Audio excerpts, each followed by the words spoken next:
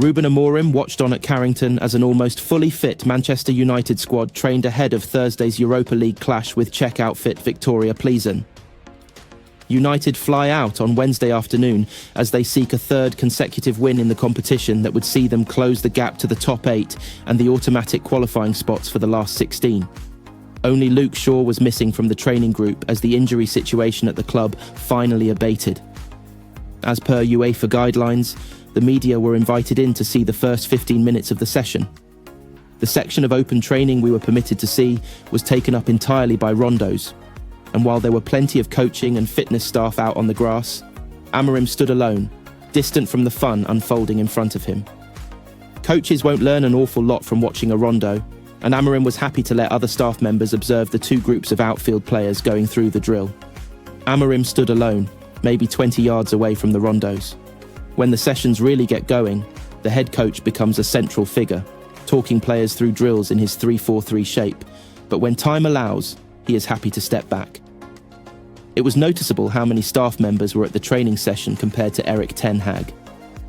Under the Dutchman, there would generally only be the first team coaches out on the grass, but on Wednesday morning, there were 17 different staff members out, including goalkeeping coaches Jorge Vital and Craig Mawson, who were taking the keepers in a separate warm-up drill. All of Amorim's first-team staff were on the grass, but they were joined by a cast of extras, all with a designated role to play in part of the session to come. They stood around in small groups talking, and it was unusual to see quite so many staff members around a training session. It was a regular complaint during the Ten Hag era just how tardy the timekeeping around open training sessions was. On at least one occasion this season, the players only emerged an hour after the media had been told it would begin.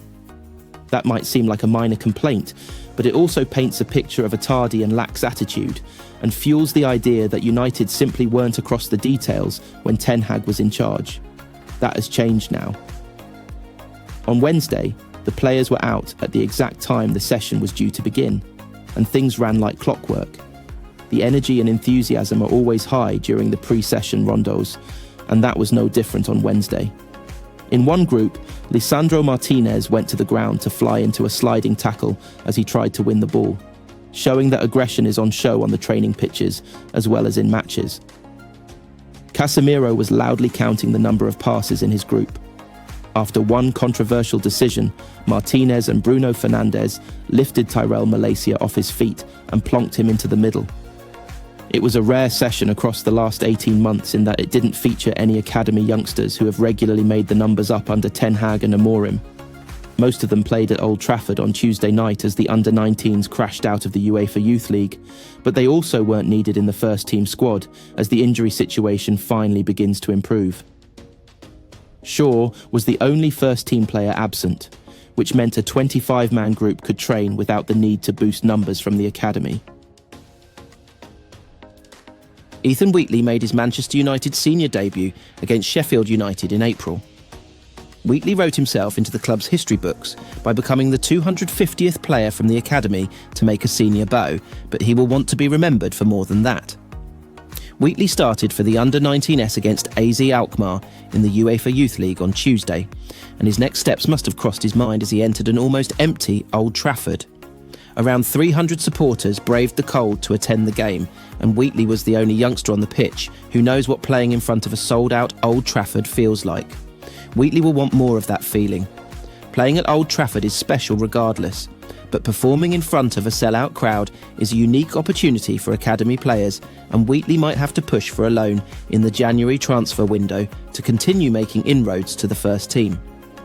Ruben Amorim wasn't among the United club staff who attended Old Trafford, and a source has admitted he's not had a chance to watch an academy fixture due to his busy schedule.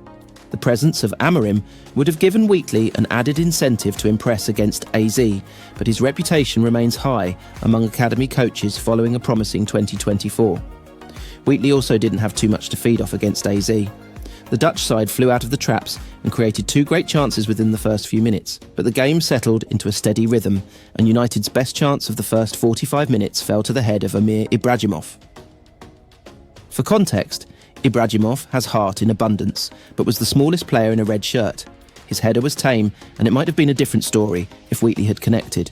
United's coaches felt Wheatley massively improved last season and really stepped up in quality, which made a debut possible, and staff were also happy with how he adapted to playing across multiple teams, U18S, Under-21S and First Team, and multiple different competitions. Wheatley grew into his body after what a source described as diligent work in the gym, with strength and conditioning coaches, and Travis Binion said he had the perfect number 9 frame. AZ are renowned for developing players in the Netherlands, and their U19s are a physical side. Their players look to have a height advantage, but Wheatley was the anomaly for United.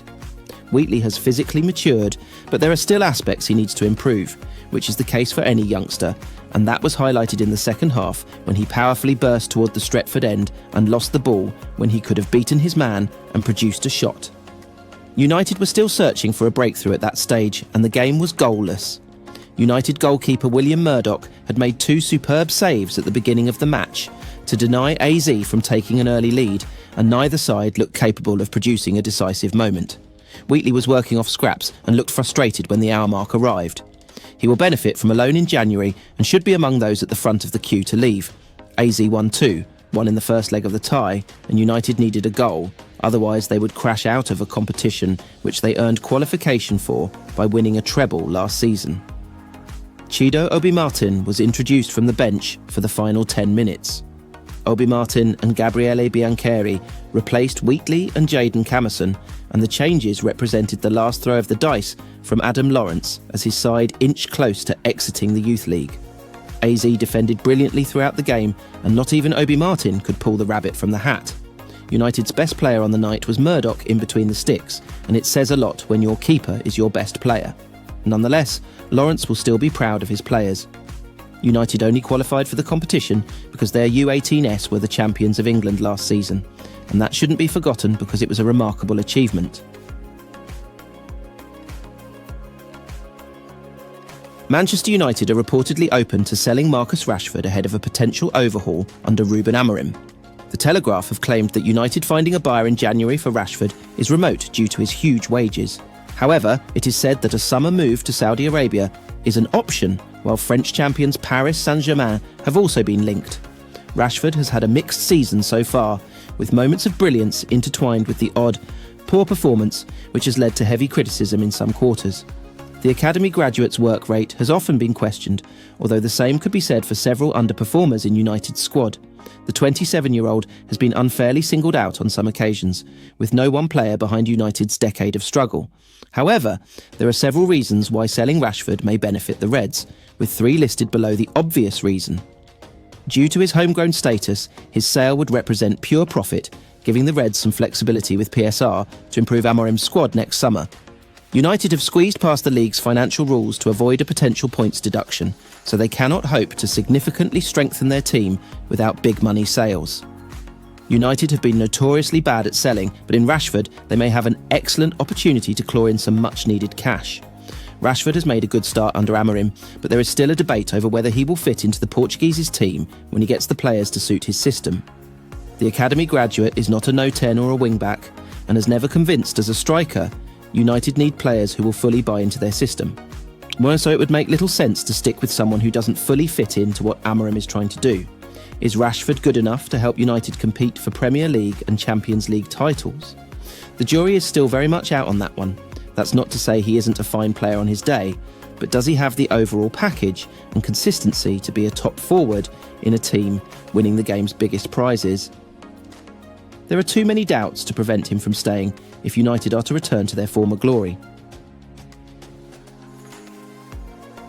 Manchester United's famed training ground Carrington has become a hive of activity and innovation as Ruben Amorim unveils a series of tactical adjustments ahead of their crucial match against Viktoria Plzeň. The air is thick with anticipation as players old and new adapt to the manager's visionary plans, aiming to translate their training ground chemistry into a dominant display on match day. Ten Hag, known for his meticulous approach, has focused on bolstering United's defensive structure while simultaneously fine-tuning their attacking transitions. Emphasis has been placed on quick ball recoveries, precise passing sequences, and exploiting spaces on the flanks, a strategy aimed at breaking down Viktoria Plzeň's defensive resilience. These changes are designed to maximise United's pace and technical superiority. Standout performers in training. The recent sessions at Carrington have highlighted the progress of several key players. Zarkizé, the emerging academy star, has showcased his versatility and composure, earning praise from the coaching staff. His sharp movements and decision-making are poised to surprise opponents. Matthijs de Ligt, a pillar of strength in defence, has brought leadership and tactical awareness to United's backline. His ability to anticipate and neutralise threats is expected to be a key asset. Alejandro Garnacho, the dynamic winger, has been in scintillating form. With his electric pace, pinpoint crossing and eye for goal, he could prove to be the game-changer United needs. Amorim's influence. Now, assistant coach Ruben Amorim has been instrumental in these preparations, bringing his unique tactical insights to complement Ruben Amorim's vision. His focus on situational drills and set-piece strategies has been lauded for its effectiveness in sharpening the team's edge. A squad united. The players are buying into the manager's philosophy, and the camaraderie within the squad is evident. Training sessions have been described as intense yet enjoyable, with a shared sense of purpose driving the team forward. As the countdown to the Viktoria Plzeň clash continues, the question on every fan's mind is whether these innovations will translate into another memorable performance. With Carrington buzzing and the squad firing on all cylinders, expectations are high for Manchester United to deliver under the lights. Lisandro Martinez raised his hands in disbelief and slapped the net. Andre Onana stood motionless. The blame for Nottingham Forest's decisive goal on Saturday was shared between the pair. It felt like Martinez was more at fault than his goalkeeper, who had already made a blunder. Manchester United defended terribly against Nottingham Forest, and Martinez passively allowing the ball to slip past him and into the side netting was a huge mistake. Matthijs de Ligt and Andre Onana could probably have done more to stop Chris Wood's looping header at the source, but Martinez's misjudgment was bizarre and indicative of his current form. Martinez hasn't looked the same player this season. He's certainly not the only member of the dressing room who is guilty of underperforming, but his drop-off has been noticeable. Sometimes fans don't want to accept one of their favourite players is struggling, but there seems to be growing concern around Martinez's form and performances this term. Martinez was outstanding in his first season. He made a mockery of pundits' comments about his height, he became an immediate fan favourite, and his defending, along with his ability to pass through the lines to initiate attacks, was a huge asset in a memorable campaign. The problem is that season ended 18 months ago and players are judged on current levels. Rashness has crept into Martinez's game. He has increasingly jumped into tackles and mistimed challenges, and his distribution from the back has worsened, which has impacted build-up play. The data confirms what everybody has been watching. When comparing this season to 2022-23, Martinez averages 2 fewer long passes attempted per 90 minutes and averages more sideways and backwards passes, which shows he's not being as brave when in possession of the ball. Put simply, Martinez's passing isn't as good. The 26-year-old is also not as adventurous, and when you combine that with some of his defending, it paints a picture of an out-of-form player. Martinez has struggled with a few injuries in the last year and a half, and he has failed to reach the levels he showed before picking up a metatarsal injury in the spring of 2023. The best version of Martinez probably hasn't been seen since he picked up that foot issue against Sevilla in the Europa League. There have still been some strong performances from Martinez along the way, but he set a high benchmark in his first year and will be judged against that. United are 13th in the Premier League and are collectively underperforming. There are issues for Ruben Amorim to address, but he needs his most talented players to get back to their best. Martinez is one of the finest defenders in the league when he's at his best, and hopefully he can get back to his previous levels ahead of a challenging, busy winter schedule. United are set to play Manchester City, Tottenham, Newcastle, Liverpool and Arsenal in the next month, and it would make Amorim's life a lot easier if Martinez can start to perform again. Although Martinez is still adored by supporters, you can't live off the success of one season, and he needs to remind critics why fans created a banner for him after just a few months. The butcher needs to sharpen his blade and get back to his best sooner rather than later.